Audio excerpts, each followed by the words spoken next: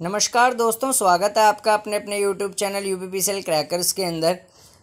तो एक बहुत ही इम्पोर्टेंट यहाँ पे एमसीक्यूज़ सीरीज़ हमारी स्टार्ट हो रही है फिर से, क्योंकि बीच में मैं जो वीडियोस लाया था वो कुछ वैसी वीडियोस थी, इंफॉर्मेटिव वीडियोस थी, जैसे डिस्ट्रीब्यूशन जेई का जॉब प्रोफाइल क्या होता है, ट्रांसमिशन जेई का क्या होता है, सैलरीज़ के बारे में लेके आया था।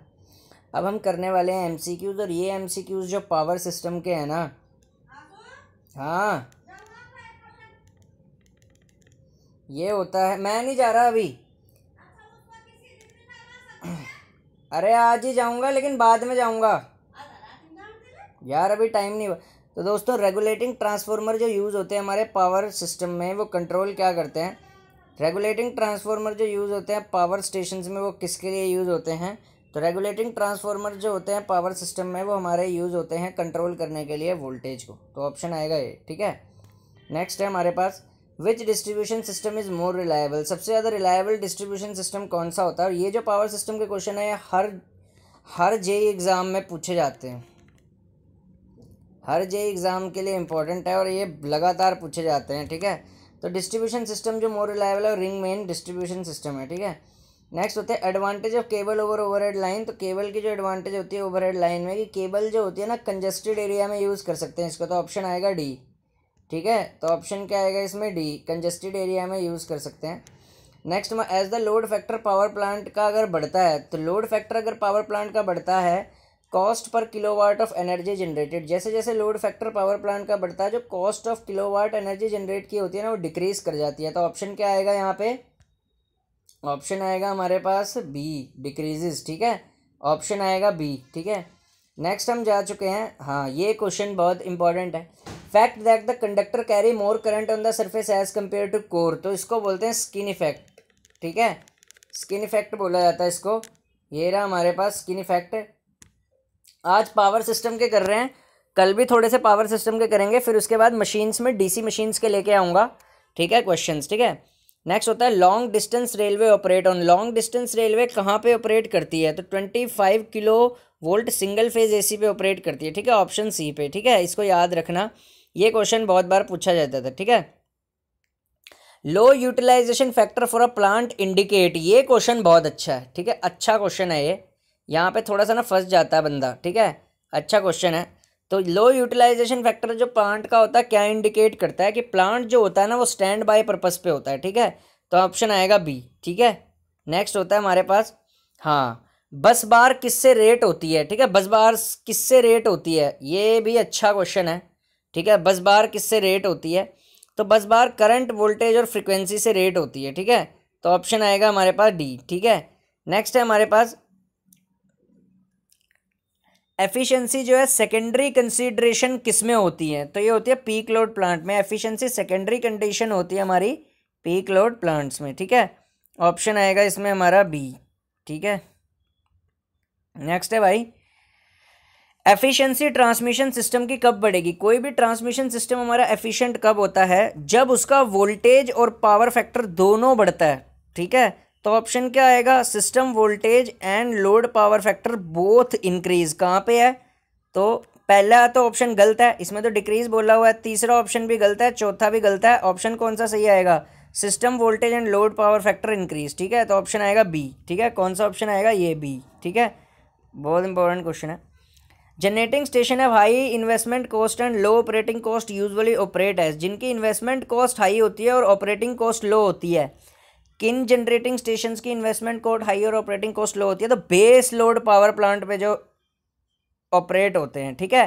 तो याद रखना, बेस लोड पे जितने भी पावर प्लांट ऑपरेट होते हैं, उनकी इन्वेस्टमेंट ज़्यादा लगती है, यानी कि उनको बनाने में जो उनका कंस्ट्रक्शन फेज होता है, उसमें उनकी इन्वेस्टमेंट ज़्यादा लगती है, लेकिन ऑपरेटिंग कॉस्ट यूजुअली लो होती है जब वो ऑपरेशन में आ जाते हैं। तो that is base load plant B, ठीक है।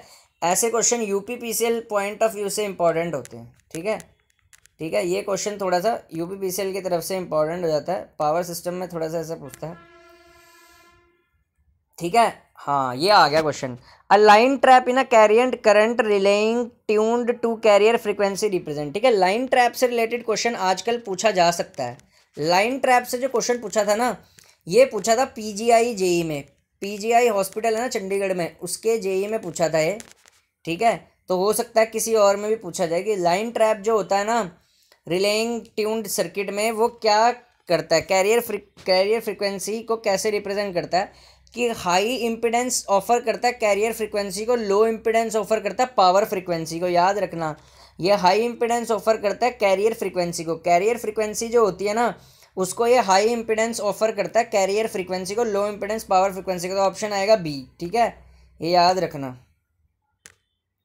Transposition of a transmission line is to done, तो ट्रांसपोजिशन किस लिए करी जाती है ट्रांसमिशन लाइन की, ये वर्ड बहुत इंपॉर्टेंट है ट्रांसपोजिशन। तो ये बैलेंस करने के लिए होता है वोल्टेज ड्रॉप को, तो ऑप्शन आएगा C, balance the line voltage drop, ठीक है। ये पावर सिस्टम के अति महत्वपूर्ण क्वेश्चन है जो प्रत्येक किसी जेईई एग्जाम में आपको देखने को मिलेंगे ही मिलेंगे, ठीक है, प्रत्येक किसी।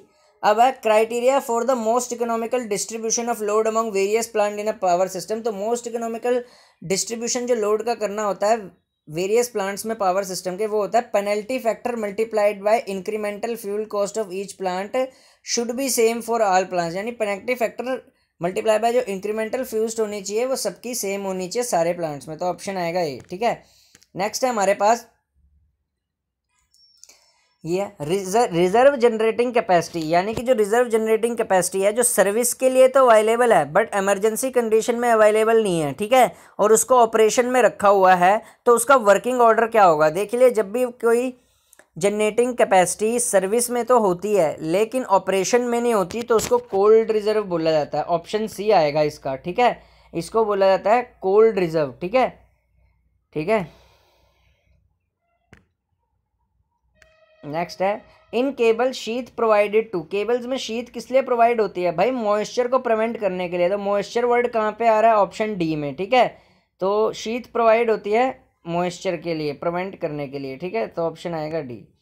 नेक्स्ट है हमारे पास stringing chart give a information about, stringing chart हमारे को किस लिए इंफॉर्मेशन देता है, सैग और टेंशन कितनी अलाउ करें एक पर्टिकुलर टेम्परेचर पे, वो देता है स्ट्रिंगिंग चार्ट। तो सैग और टेंशन एक पर्टिकुलर टेम्परेचर पे, तो ऑप्शन आएगा सी, ठीक है, ऑप्शन इज सी, ठीक है। नेक्स्ट है हमारे पास with the increase in transmission line voltage, जैसे जैसे ट्रांसमिशन लाइन की वोल्टेज बढ़ेगी, इस क्वेश्चन को समझिए, ट्रांसमिशन लाइन की जैसे जैसे वोल्टेज बढ़ेगी क्या होगा, तो भाई स्पैन लेंथ तो बढ़ेगी और टावर हाइट दोनों बढ़ेगी, स्पैन लेंथ और टावर हाइट दोनों बढ़ेगी, तो क्या होगा ऑप्शन ए, स्पैन लेंथ और टावर हाइट दोनों बढ़ेगी, ठीक है, ठीक है। वोल्टेज में जैसे जैसे बढ़ाऊंगा तो ऑब्वियस सी बात है मुझे ग्राउंड क्लियरेंस ज़्यादा रखनी पड़ेगी, ग्राउंड क्लियरेंस मान लो ये मेरा ग्राउंड है, ठीक है, और मैंने किसी हाई वोल्टेज ट्रांसमिशन लाइन को बिछाना है तो इससे ग्राउंड क्लियरेंस यहाँ से लाइन जा रही है तो ज़्यादा रखनी पड़ेगी ना, तो हाइट टावर की बढ़ नहीं जाएगी, ये हाइट जो है एच ये बढ़ जाएगी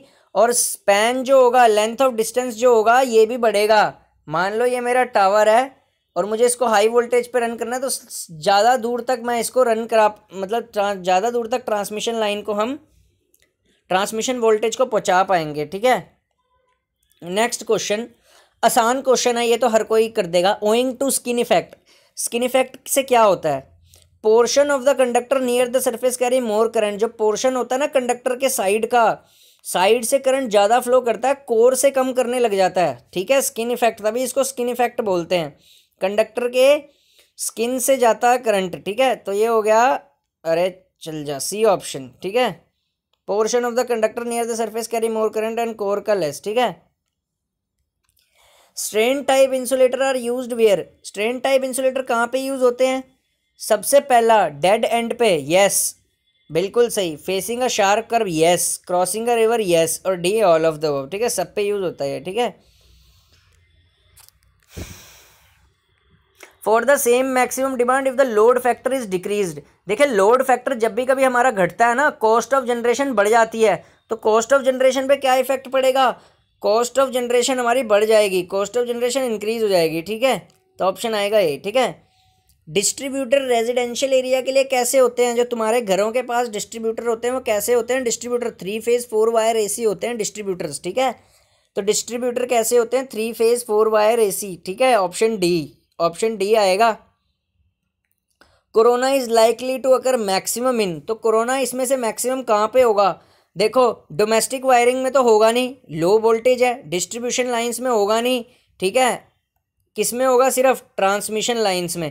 कोरोना हमेशा ट्रांसमिशन लाइंस में होता है, ट्रांसमिशन लाइंस में होता है, डिस्ट्रीब्यूशन लाइन में नहीं होता, क्योंकि डिस्ट्रीब्यूशन लाइन की वोल्टेज कम होती है। जितनी ज़्यादा हाई वोल्टेज होगी कोरोना लॉस उतना ज़्यादा होगा। अपने दिमाग में बिठा लेना ये बात अपनी खोपड़ी के अंदर। इसीलिए ट्रांसमिशन में होता है कोरोना। कोरोना कहाँ पे होता है? यूपीपीटीसीएल में होता है, ठीक है। यूपी अगर कोई यूपी स्टेट इलेक्ट्रिसिटी बोर्ड में है तो उसको यूपीपीटीसीएल में कोरोना देखने को मिलेगा। अगर कोई उत्तराखंड बिजली बोर्ड में है तो उसको पिटकुल में देखने को मिलेगा, power transmission corporation of Uttarakhand limited.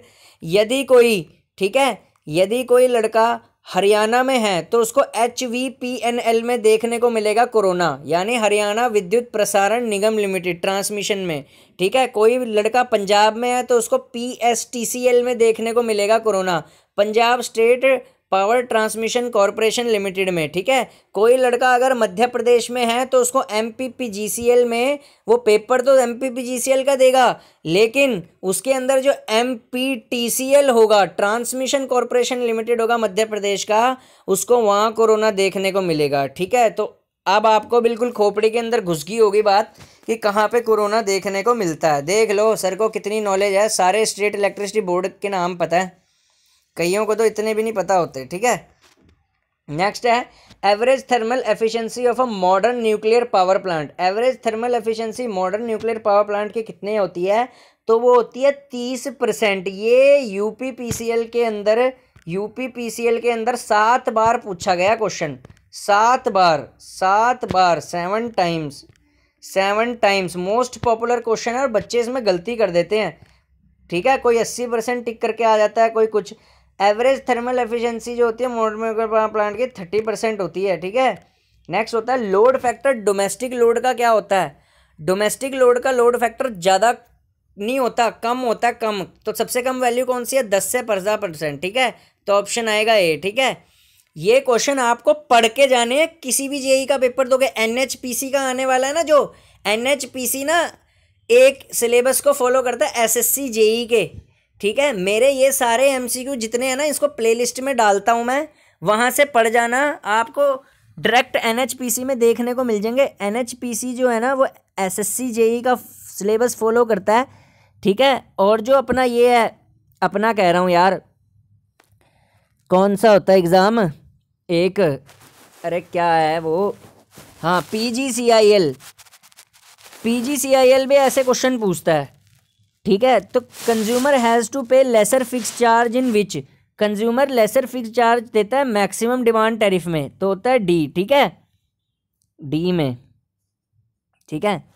Direct conversion of heat into electrical power किस में पॉसिबल होती है? Direct conversion of heat into electric power thermionic converters में, ठीक है। तो ऑप्शन आएगा बी, ठीक है।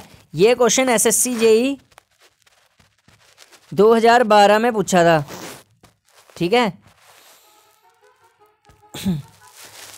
For the consumer the most economical power factor is generally, ठीक है। ये पिछले साल NHPC जेई में पूछा था, ठीक है।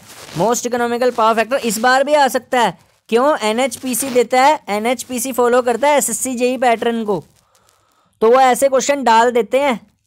आपको लग रहा होगा ऐसे क्वेश्चन SSC जेई में पूछे जाते हैं, और पूछे भी जाते हैं। जिन्होंने दिया होगा ना, जिन्होंने पेपर, उनको पता है SSC जेई में ऐसे क्वेश्चन पूछे जाते हैं, ठीक है।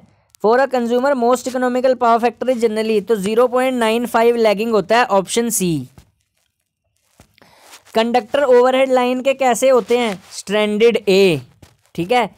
Current drawn by the corona due to current drawn by the line due to corona loss. Corona loss से करंट कैसा ड्रॉ करता है? कैसा ड्रॉ करंट होता है कोरोना लॉस से? UPRVNL में पूछा था पिछली बार, बताओ। हाँ जी, UPRVNL में पूछा था पिछली बार सेकंड शिफ्ट में। कैसा होता है? नॉन साइनोसोडियल, ठीक है, नॉन साइनोसोडियल, ठीक है। Load factor of power station क्या होता है? लोड फैक्टर पावर स्टेशन का कैसा होता है? लेस देन 1, ठीक है। तो लोड फैक्टर पावर स्टेशन का less than unity, B option. Minimum dielectric stress cable का कहाँ पे अकर होता है? मिनिमम डाइलेक्ट्रिक स्ट्रेस कहाँ पे अकर होता है भाई? शीथ पे, डी, ठीक है। और कंडक्टर सरफेस पे क्या होता है, मैक्सिमम, ये भी ध्यान रख लेना, मैक्सिमम पूछेगा तो कंडक्टर सरफेस, लेकिन यहां पे क्या पूछा था इसने, मिनिमम, तो मिनिमम कहां पे होता है, शीथ पे। सर्ज रेजिस्टेंस केबल की कितनी होती है, इसको याद रखना न्यूमेरिकल वैल्यू को। सर्ज रेजिस्टेंस केबल की 50 ओम्स होती है, ठीक है। पीजीसीआईएल में NR1, NR2,